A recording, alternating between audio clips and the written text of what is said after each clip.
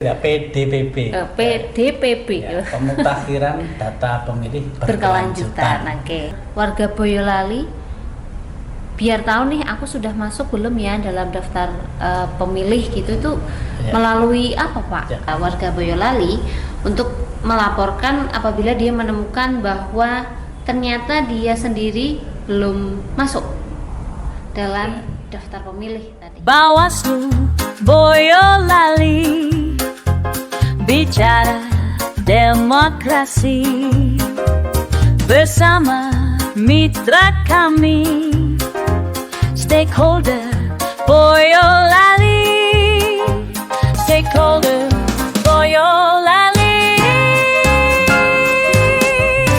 Assalamualaikum warahmatullahi wabarakatuh. Halo sahabat Bawaslu semua. Kembali lagi di podcast Bawaslu Boyolali. Tentu saja dengan saya Nabila Dita Ananda, dan tentunya juga saya tidak sendiri. Telah hadir di tengah-tengah kita ada Bapak Muhammad Rohani, Esfil MPDI. Beliau adalah Kadif Perencanaan Data dan Informasi KPU Boyolali. Pak Rohani, gimana kabarnya? Alhamdulillah. Alhamdulillah. Kami mengucapkan terima kasih sudah meluangkan waktunya untuk hadir di podcast kali ini. Ya. Dan mungkin banyak yang bertanya kenapa nih ada kolaborasi apalagi Bawaslu dan KPU gitu. Hari ini kita akan membahas pratahapan ya Pak ya. Pasca tahapan. Oke, pasca tahapan untuk pemilu yang akan datang.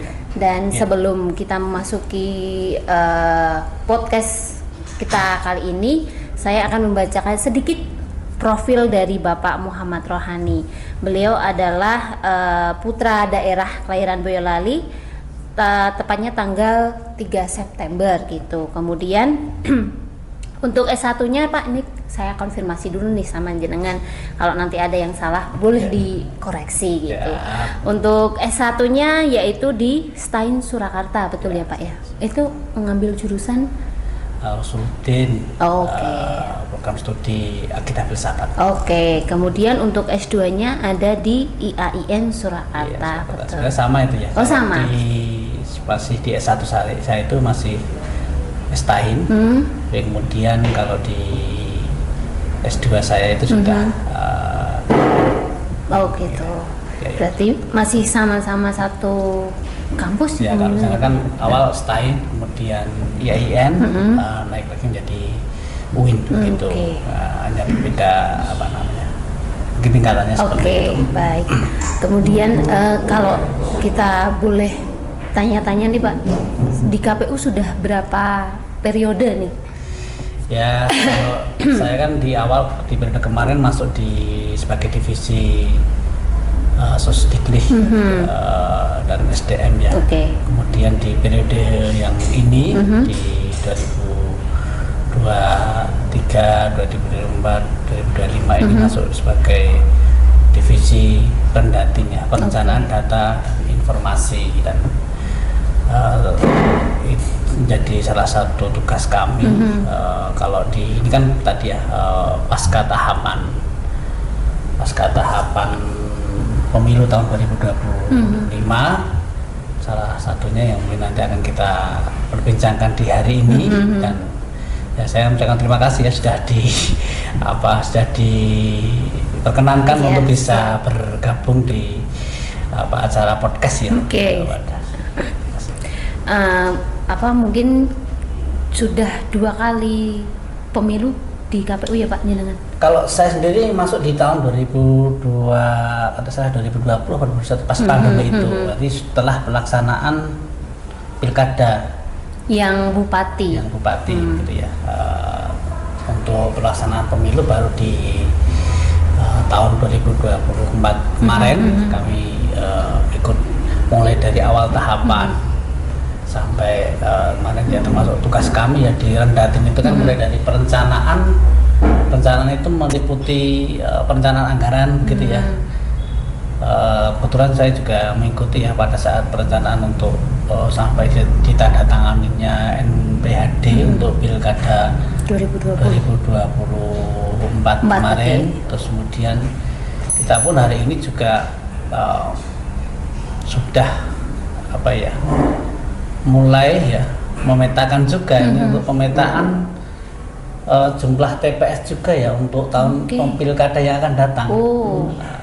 2029 ya Pak ya? Kita sudah pemetaan juga dengan melihat data-data rekap yang kemarin kita peroleh dari Dukcapil, kemudian kita bagi jumlah pemilih. Kalau pemilih di pilkada itu kan maksimal 600 pemilih per TPS. Tapi kita coba memetakan jumlah TPS yang kemungkinan nanti akan digunakan di pemilu pilkada, pemilihan kepala daerah yang akan datang terdekat itu. Kita tidak langsung pukul 600 itu tidak, tetapi kita coba simulasikan hampir sama ya dengan rata-rata pemilih pada saat pilkada yang lalu. Nah, ini salah satu bagian dari kami ya, tugas kami perencanaan, karena bagaimanapun perencanaan ini erat kaitannya dengan yang lain-lain. Ya, partisipasi masyarakat tentu saja kaitannya dengan anggaran kan gitu ya. Betul. Padahal ada peningkatan jumlah TPS ya kalau kita melihat pemilih yang di tahun 2029 atau 2030 itu sudah berumur 17 tahun gitu. Berarti sudah terakhir bisa masuk sebagai pemilih di pemilih pemula gitu. Terakhir di pilkada kemarin penduduk Boyolali sudah berapa Pak? Kalau TPS pemilih itu kan bukan menghitung TPS itu kan pemilih yang penduduk yang sudah memenuhi syarat. Kalau penduduk itu kan digunakan, kalau di Boyolali ya terakhir itu pada saat kita gunakan untuk sebagai dasar penentuan jumlah kursi, alokasi kursi di Kabupaten Boyolali itu kan adalah jumlah penduduk. Itu sudah 1 juta lebih. Artinya dari pemilu sebelumnya itu di 45 kursi, kemudian berdasarkan jumlah penduduk ya yang terakhir kemarin kita peroleh dari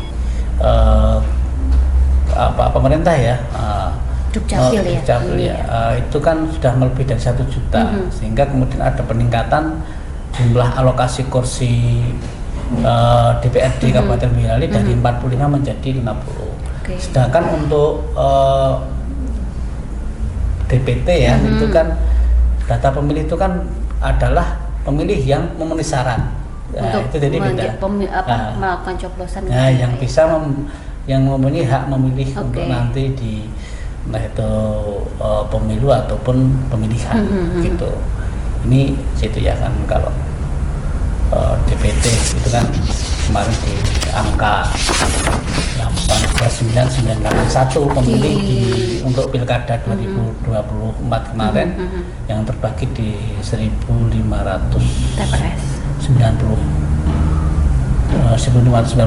TPS yang di dalamnya ada 2 TPS lokasi khusus ya di lapas maupun di pondok pesantren Al-Ba'abah itu.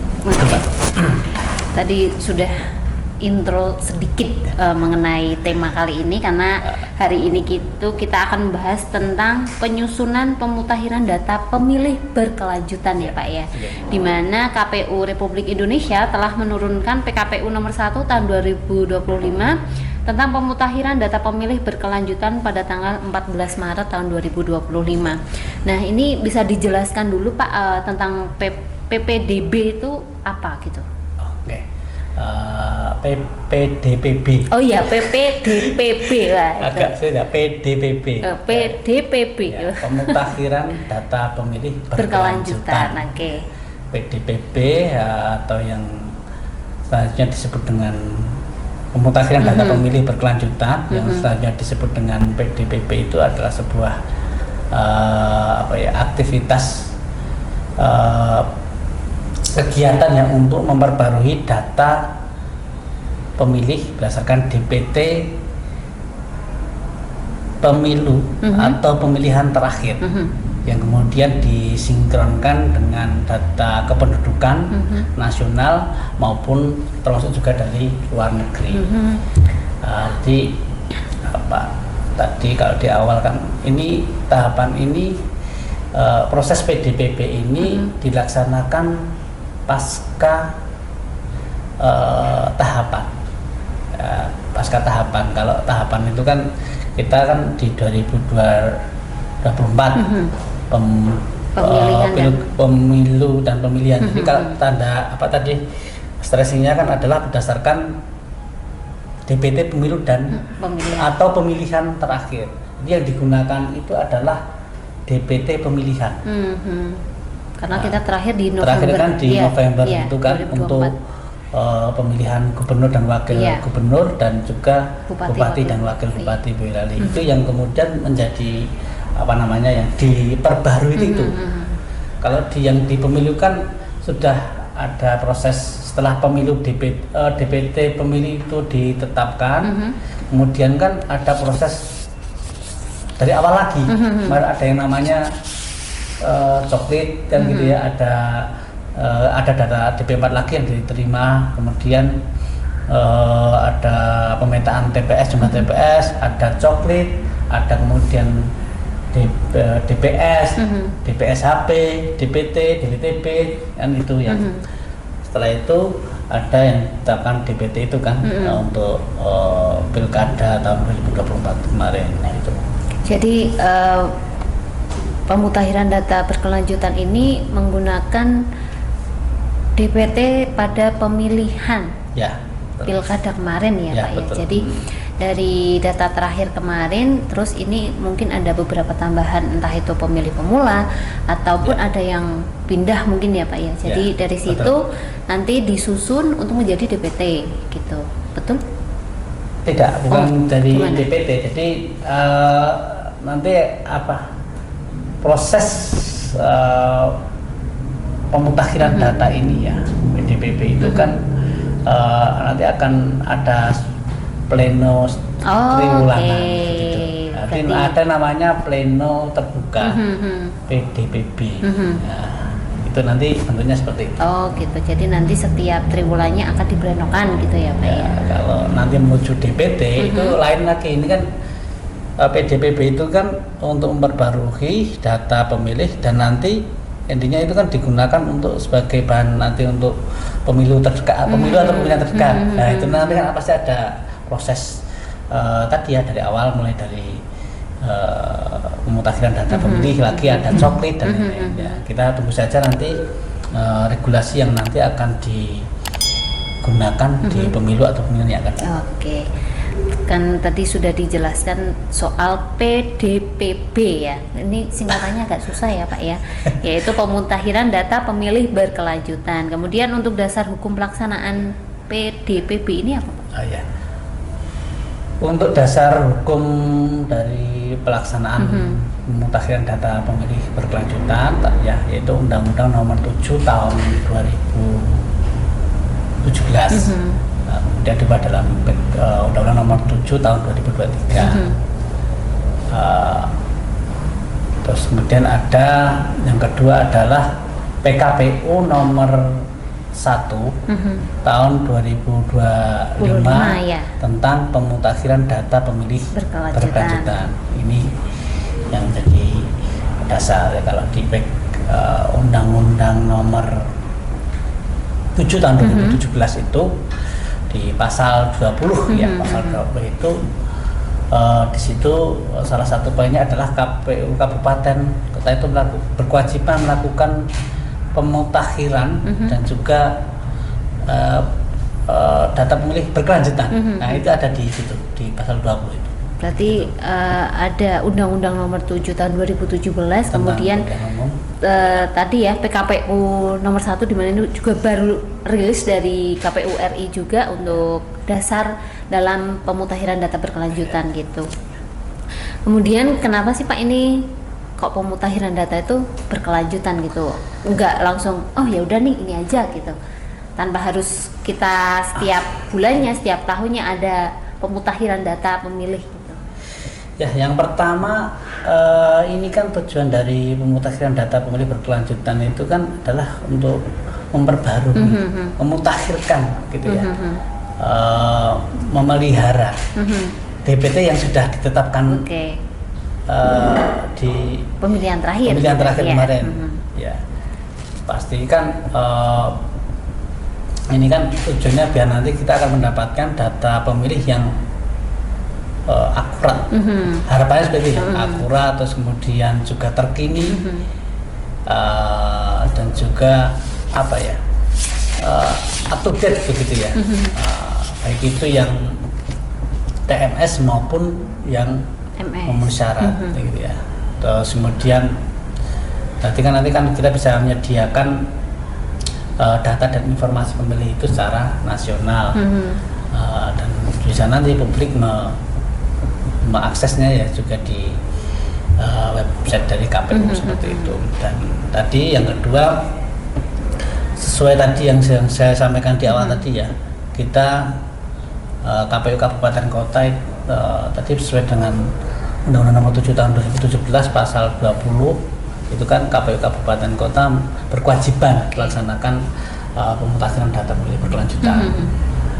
Dan yang ketiga, yang namanya pemilih itu kan dinamis ya Pak ya, dinamis, berubah pasti. Berubah ya, Iya. baik itu alamat domisilinya.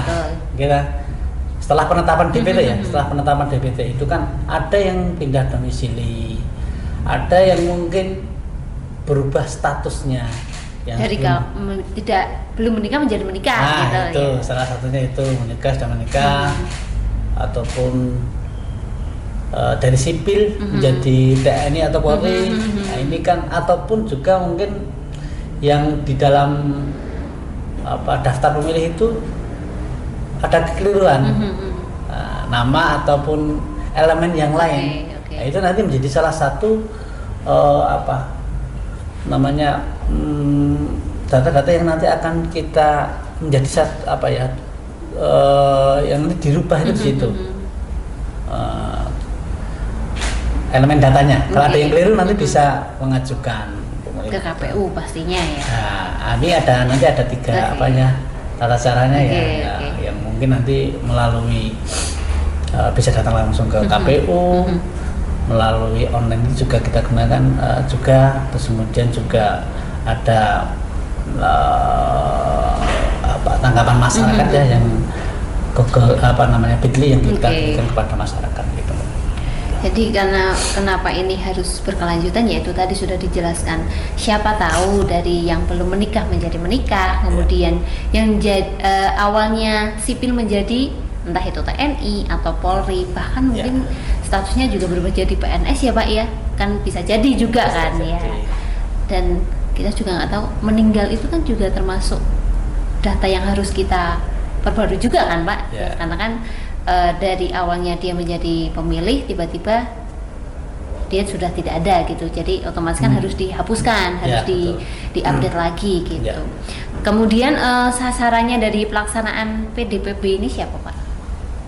Ya, sasaran dari PDPB ini adalah WNI ya, warga negara Indonesia yang pastinya karena kita di Indonesia. Nah, ada di berdomisili di NKRI, kemudian syaratnya sama ya, yang menjadi pemilih yang bisa mengurus masuk di PDPB itu syaratnya sama ya, sama dengan syarat-syarat menjadi pemilih. Itu yang berumur 17 tahun atau lebih, sudah atau pernah kawin, itu kan ya. Makanya tadi ada yang status yang berubah tadi, gitu ya. Terus kemudian sedang tidak dicabut hak pilihnya kan gitu. Terus kemudian tidak menjadi anggota TNI Polri. Nah, ini tadi erat kaitan tadi ya dengan pembahasan di PDPB ini. Terus kemudian ini tentu saja harus disertai dengan bukti-bukti Mbak, bukti-bukti otentik ya, bukti-bukti de jure, KTP, KK itu yang kemudian menjadi dasar kita dalam mengelola dari PDPB ini. Berarti tidak hanya sekedar lisan ya Pak, ternyata harus ada syarat utamanya juga bahwa KTP elektronik itu juga penting. Kemudian warga negara Indonesia sudah 17 tahun ataupun sudah pernah menikah, kemudian ya sedang tidak dicabut hak pilihnya, karena apabila sedang dicabut hak pilihnya tidak bisa masuk dalam daftar PDPB gitu. Ya, betul. Ini selanjutnya nih Pak, untuk penyelenggara PDPB ini kan peran KPU itu dalam pelaksanaannya tuh apa gitu? Ya. Dalam penyusunan ini gitu. Pihak-pihak yang penyelenggara yang melaksanakan PDPB ini kan ada KPU, pertama KPU Republik Indonesia, kemudian ada KPU provinsi, terus yang ketiga ada KPU kabupaten kota. Ini ada fungsi-fungsi sendiri. Dan kami sendiri sebagai KPU kabupaten kota itu ya pada tataran teknis kita yang nanti akan melaksanakan proses-proses pengelolaan, pengawasan terhadap pengelolaan data yang kita kelola itu. Dan yang kedua, kita bertugas untuk berkoordinasi, melakukan koordinasi kepada pihak-pihak terkait. Ya, dalam hal ini dengan Bawaslu. Maka dari itu kami sangat mohon dengan sangat nanti agar Bawaslu bisa memberikan masukan-masukan terkait dengan proses PDPB ini. Kemudian dengan Disdukcapil, dengan TNI Polri, dan juga instansi lain dengan pemerintah, bahkan sampai ke tingkat paling bawah sebenarnya kita, Mbak, sampai ke kecamatan, desa, RT, RW begitu.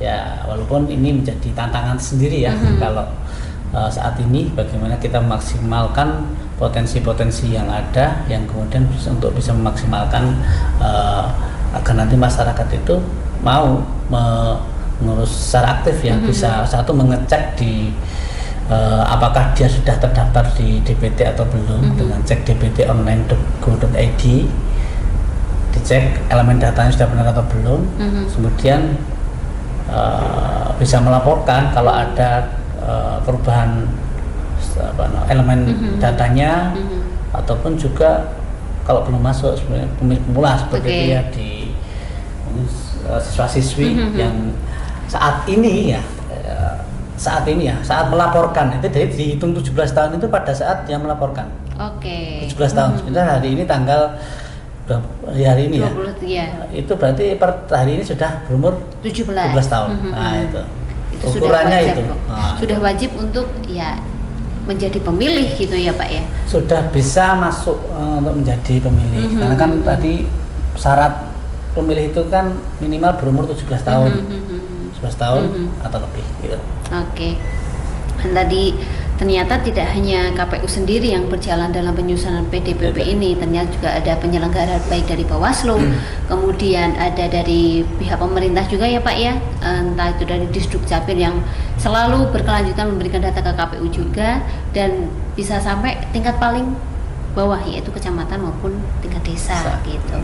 Dan kegiatan yang dilakukan KPU ini dalam pelaksanaan PDPB itu apa Pak? Ya, beberapa waktu yang lalu kita sudah menerima data dari Kementerian Dalam Negeri melalui KPU Republik Indonesia, dan kita tugasnya yang pertama yaitu pengelolaan data.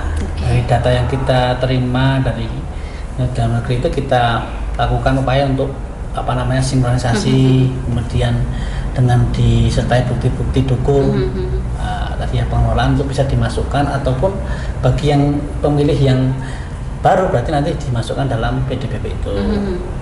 Yang kedua, jika ada pemilih tadi ya, kalau ada yang meninggal, kan mungkin ada, pastinya kan ada nomor kalau orang meninggal itu kan ada surat kematian itu. Itu kemudian menjadi dasar ya kami untuk bisa menghapus, men-TMS-kan pemilih tersebut dari daftar pemilih.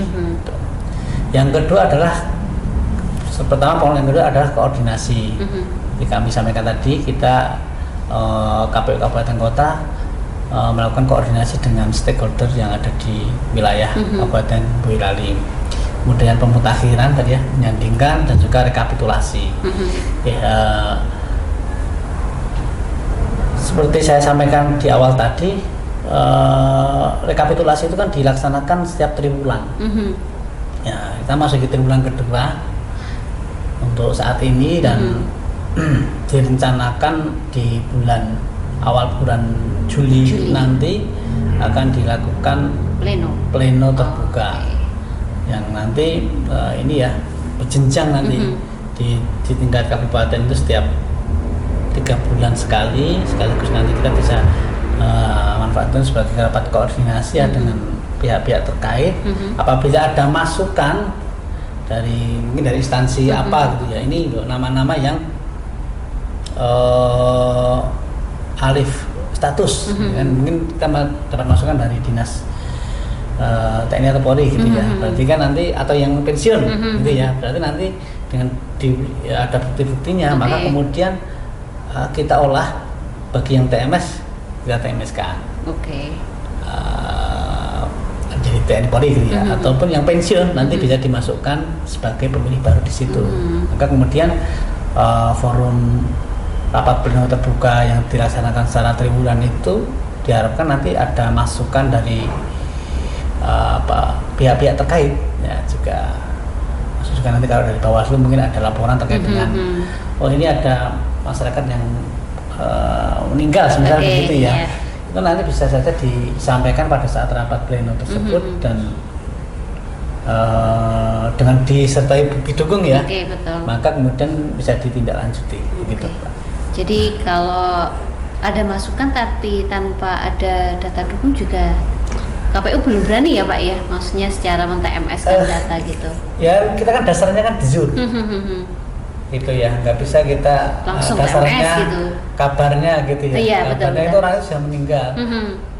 Tapi kalau tidak disertai dengan bukti dukung, tentu kita tidak bisa menindaklanjuti apa yang menjadi laporan dari masyarakat tersebut. Iya, Itu, betul. okay. Jadi dasarnya itu ada bukti ya kita dari pihak KPU berani men-TMS-kan gitu. Tadi kan sudah disinggung soal koordinasi. Mungkin tadi juga sudah dijelaskan sebenarnya koordinasinya dengan siapa saja. Tapi boleh disinggung lagi Pak, untuk koordinasi ini KPU itu dengan pihak siapa saja gitu terkait PDPP? Ya, salah satu tugas dari KPU Kabupaten Kota dalam proses PDPP itu kan melaksanakan proses koordinasi. Ada pihak-pihak ya yang kemarin kita juga di beberapa waktu yang lalu kita KPU Kabupaten Boyolali mengundang dan melakukan sosialisasi dan koordinasi sekaligus koordinasi dengan sosialisasi PKPU 1 tahun 2025 tentang pemutahiran data pemilih berkelanjutan dan juga koordinasi dengan stakeholder di Boyolali. Ada dari Bawaslu, kemudian dari Disduk Capil, kemudian TNI, Polri, kemudian juga kita mengundang lapas juga, pondok pesantren? Tidak ya? Tidak, kemarin kita mengundang juga dari kecamatan, kecamatan. Harapannya nanti juga dari dapat koordinasi ini masyarakat bisa diberikan informasi terkait dengan pelaksanaan PDPP ini dan tentu saja. Kalau di kewajiban itu kita kan sampai tadi ya sampai level yang paling bawah juga sampai RT sampai RW desa ya kita melihat tantangan yang begitu besar juga ya. Kalau mungkin bisa dilaksanakan ya itu lebih baik walaupun kita, tapi minimal kita juga sudah berkoordinasi dengan dinas terkait juga ya untuk bisa nanti dibantu dalam sosialisasikan kepada warga Boyolali terkait dengan PDPP ini. Oke. Berarti ada beberapa instansi yang bekerja sama juga ya Pak ya. Kalau Bawaslu pasti melekat. Di mana KPU berada di situ ada Bawaslu pasti itu. Karena secara ya Pak, kepemilikan jenjangnya kita kan sama ya. KPU melaksanakan, kita mengawasi gitu. Jadi koordinasinya juga bukan hanya dengan Bawaslu, ada dari Disduk Capil juga, kemudian ada dari instansi yang lain, entah itu karena kita punya 2 TPS khusus yaitu di lapas dan kemudian tadi ada pondok pesantren, mungkin dari beberapa instansi ataupun pihak-pihak terkait yang ikut berkoordinasi dalam penyusunan PDPP ini. Dan ini untuk penyusunan PDPP ini peran dari masyarakat itu apa Pak? Khususnya masyarakat Boyolali pastinya. Tentu sangat penting ya peran dari masyarakat, karena dalam penyusunan PDPB ini masyarakat itu harus proaktif untuk bisa mengecek. Kita kan nggak tahu ya pergerakan. Betul. Pergerakan dari Iya. pemilih kan kita nggak tahu ya. Kan dinamis sekali.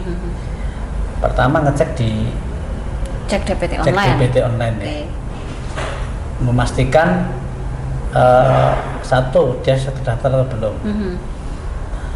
Yang kedua, apabila terdaftar, apakah ada elemen data yang berubah ataupun yang keliru. Oke. Kalau berubah status gitu ya, ataupun yang lain berarti harus dilaporkan. Dilaporkan melalui alamat Fitri yang sudah kita sampaikan kepada masyarakat. Dan di situ kemudian kan ada kemudian mengisi laporan di situ. Yang dirubah apa, bukti dukungnya apa, sehingga dari laporan masyarakat itu, tanggapan masyarakat, maka kemudian KPU Kabupaten Bayur bisa menindaklanjuti setiap laporan itu. Nah itu Pak. Jadi sebisa mungkin masyarakat juga ikut aktif ya Pak dalam pembaruan data ini. Jangan sampai pindah domisili tapi tidak ada laporan gitu. Contohnya domisili awalnya di Boyolali tapi ternyata ada pindah tugas ke daerah mungkin di luar Boyolali yang beda provinsi lah. Itu kalau tidak ada laporan dia pasti akan tetap terdaftar di sini ya Pak ya, karena tidak melakukan pelaporan ke KPU, entah itu sekedar hanya memberikan aku mau pindah apa pakai pindah coblos ya Pak kayak gitu ya bahasanya, atau pindah pemilih lah ya. Ini kan proses ini kan pasti dilakukan secara nasional, menggunakan aplikasi Sidale. Oke. Sehingga nanti kalau ada tercatat di dua wilayah itu berbeda, pasti nanti akan terdeteksi. Oke. Maka yang digunakan adalah alamat terakhir. Gitu. Jadi maka kan ini proses PDPB itu ada rekap berjenjang. Itu yang kemudian kalau dulu ya pada saat penyusunan DPT itu kita ada istilahnya adu data, tabrak data. Jadi nasional itu kalau kita ada seperti itu, itu prosesnya luar biasa, luar biasa. Jadi kalau ada nama ataupun elemen data yang itu sama, terdeteksi sama, pasti akan terbaca. Dan nanti setiap daerah itu harus bisa kalau ingin tetap dipertahankan nama tersebut itu dipertahankan di daerah tersebut itu harus bisa membuktikan kevalitannya. Oke, berarti rumit juga ya Pak ya ternyata enggak rumit ya, tapi ya itulah kita itu bisa mendapatkan data pemilih yang akuntabel itu kita sampai seperti itu. Nah, tadi sudah dijelaskan soal PDBP dari segi koordinasi, kemudian pentingnya masyarakat dalam penyusunan PDPB ini, dan ini pertanyaan selanjutnya nih Pak. Kan ada pemilih yang pasti TMS, itu kan pasti ada. Nah, kemudian ada yang TMS, pasti ada yang MS. Nah, bisa dijelaskan maksud dari TMS itu apa, kemudian MS itu apa dalam PDPB ini? TMS itu tidak memenuhi syarat. Artinya orang tersebut tidak bisa dimasukkan sebagai pemilih. Ya, ada beberapa kriteria ya yang pemilih yang TMS itu. Yang pertama umurnya kurang dari 17 tahun, kemudian pemilih ganda. Jadi kalau ada yang pemilih ganda itu bisa nanti di TMS-kan salah satu. Kemudian menjadi TNI Polri, gitu kan, maka di TMS kan, kemudian pindah domisili. Berarti kan nanti kalau pindah domisili, alamat di pemilih yang di DPT itu kan nanti kemudian dirubah sesuai domisili terakhir. Di TMS kan disesuaikan dengan domisili yang terakhir, yaitu masuk di pemilih TMS. Kemudian yang menjadi pemilih kan warga negara Indonesia ya. Nanti kalau warga negara asing nanti di TMS kan. Dan yang satu pemilih yang dicabut hak pilihnya berdasarkan ketentuan undang-undang pengadilan yang berlaku. Terus yang kedua pemilih MS, ini memenuhi syarat. Ya, tadi 17 tahun terlebih sudah kawin, kemudian tidak menjadi anggota TNI Polri, tidak sedang dicabut hak pilihnya. Dan kami mendorong untuk yang khususnya ini yang pemilih-pemilih baru, Pemilih pemula. pemilih pemula Iya. yang pada saat melaporkan PDPP itu sudah berumur 17 tahun. Ini kita berharap nanti secara aktif ya untuk bisa mengurus di PDPP itu. Makanya peran aktif masyarakat juga sangat dibutuhkan KPU dalam penyusunan PDPP ini ya Pak ya. Dan jadi ya termasuk satu ya kalau pindah keluar domisili kan berarti TMS. Kalau pemilih yang masuk itu berarti pemilih yang MS. Jadi sudah dari kabupaten lain masuk ke Boyolali, pindah ke Boyolali, nanti bisa lapor di PDPP itu. Ya nanti dia masuk sebagai pemilih baru di Kabupaten Boyolali begitu. Ya tentu saja nanti sesuai dengan apa data yang bukti otentik yang KTP elektronik atau KK begitu. Jadi untuk khusus yang pindah domisili bisa menunjukkan KTP elektronik atau KK ya Pak Ya, itu data otentiknya seperti itu. Jadi nanti bisa diperbarui dari contohnya dia dari Jawa Timur tadi dicoret bisa pindah ke Jawa Tengah khususnya di Boyolali gitu. Dan tadi sudah dijelaskan soal TMS dan MS dalam PDPP. Kemudian cara agar warga Boyolali biar tahu nih aku sudah masuk belum ya dalam daftar pemilih gitu itu melalui apa Pak? Ya untuk masyarakat ya, ini tidak hanya di Boyolali saja tapi nasional ya. Untuk mengetahui apakah yang bersangkutan itu sudah terdaftar dalam DPT atau belum, nanti bisa mengecek secara langsung menggunakan KW masing-masing ya atau alat yang lain melalui cek DPT online.go.id. Cek DPT online.kpu.go.id. Itu nanti tinggal masukkan nicknya saja, kemudian ada pemberitahuan terdaftar dia di TPS mana TPS gitu? Mana itu sudah dia ada di terdaftar atau belum, bahkan nanti nama-namanya itu kan nanti kan akan diketahui. Sehingga ini menjadi langkah awal masyarakat untuk bisa mengurus PDPP ini. Ya kan? Dia kan akan tahu, oh ini saya statusnya masih mungkin belum menikah, tapi sekarang di KTP sudah menikah.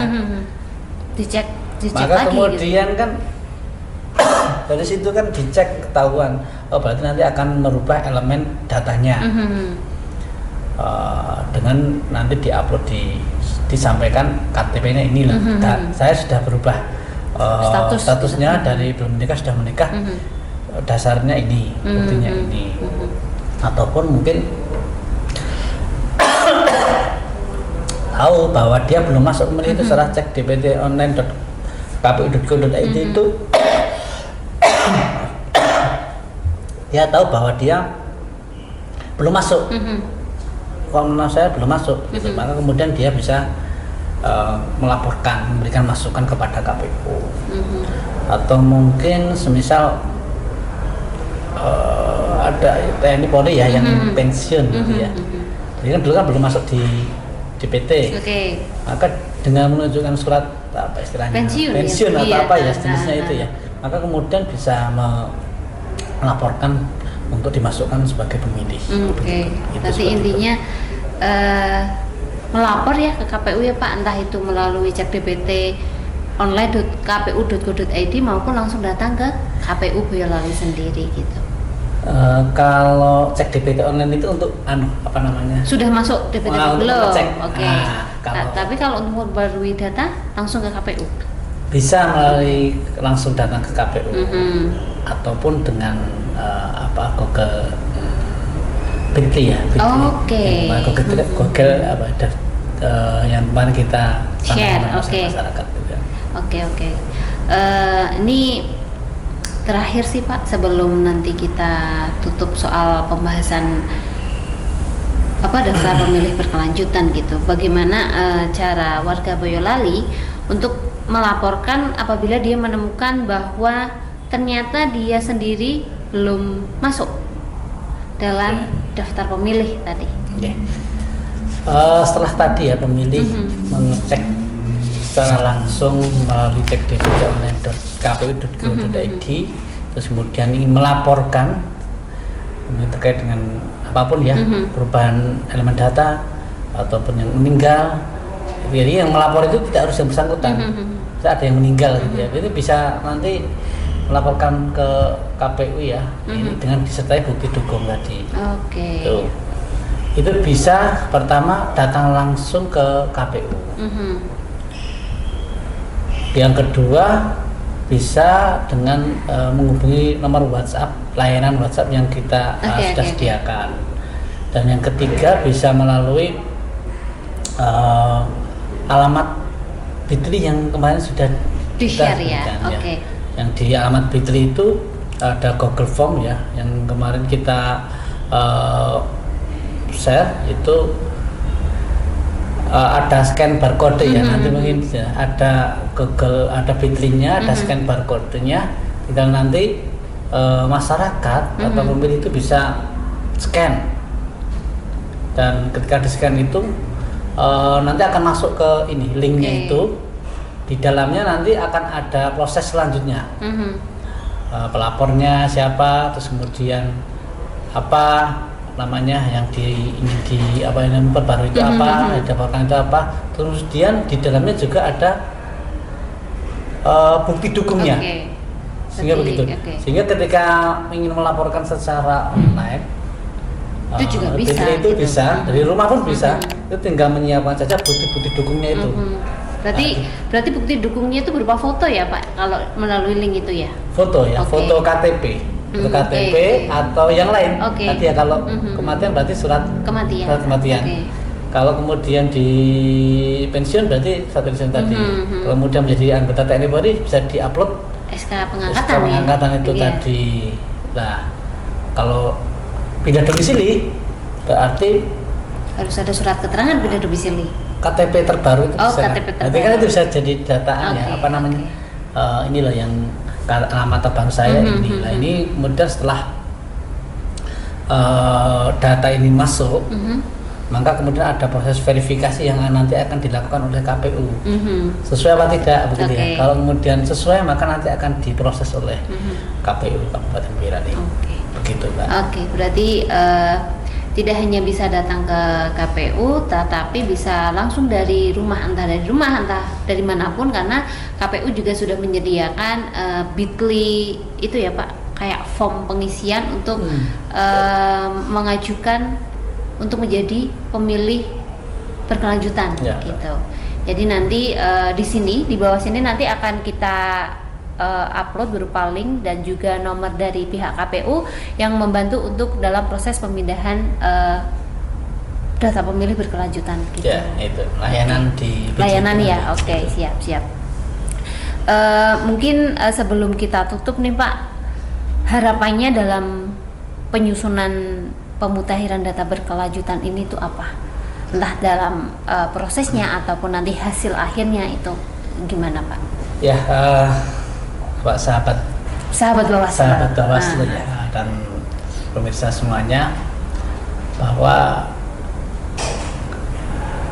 pasca tahapan pemilu Pilkada tahun 2024, KPU mempunyai tugas kewajiban untuk melaksanakan pemutakhiran data pemilih berkelanjutan, dan ini akan terus kita laksanakan sebagai upaya kami untuk bisa menyajikan data pemilih itu sebaik-baiknya, terup to date, termutakhir.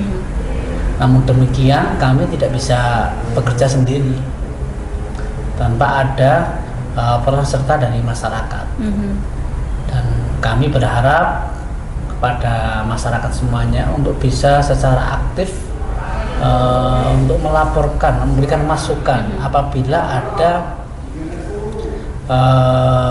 perubahan data ataupun pemilih yang masuk, pemilih MS, pemilih TMS atau meninggal tadi ya, untuk bisa secara aktif memberikan masukan kepada KPU Kabupaten Boyolali, yang mana tadi ya ada kanal-kanalnya nanti untuk bisa dipergunakan, dan nanti dari situ nanti akan kita bersama-sama akan memperoleh data yang terakurat ya, untuk nanti menuju pemilu atau pemilihan yang nanti akan dilaksanakan di tahun 2029 dekat nanti. begitu ya, sehingga nanti akan diperoleh, harapannya ya akan diperoleh data pemilih yang yang terbaik lah begitu saya itu, dan itu. Iya, harapannya semoga prosesnya berjalan lancar ya Pak, sampai besok menjadi bentuk DPT tetap. Dan sekali lagi KPU pun juga meminta bantuan masyarakat Boyolali untuk selalu memberikan update datanya juga ya Pak ya, entah itu melalui KPU langsung ataupun nanti link yang akan kita share di bawah description box kita kali ini. Dan sahabat Bawaslu, tadi kita sudah mendengar dari KPU selaku penyelenggara pemilu dalam penjelasan penyusunan pemutahiran data pemilih berkelanjutan. Mungkin nantinya dari segi pengawasan ya Pak, kita juga akan menanggapi soal penyusunan data pemilih berkelanjutan, dan nantinya akan tahu dari segi KPU-nya seperti ini, dari segi pengawasannya Bawaslu akan seperti ini gitu. Jadi untuk sahabat Bawaslu semua dan juga teman pemilih, jangan lupa untuk selalu terus follow ataupun subscribe di Bawaslu Boyolali di Instagram, kemudian di Twitter, ada TikTok juga. Dan jangan lupa untuk selalu memberikan saran dan masukan kepada kita semua, entah dari KPU maupun ke Bawaslu, hal-hal apa saja yang mungkin bisa membangun menjadi demokrasi yang lebih baik ya Pak ya. Oke, sekali lagi terima kasih sahabat Bawaslu, bersama rakyat awasi pemilu, bersama Bawaslu tegakkan keadilan pemilu. Wassalamualaikum warahmatullahi wabarakatuh. Waalaikumsalam. Bawaslu Boyolali, bicara demokrasi bersama mitra kami, stakeholder Boyolali.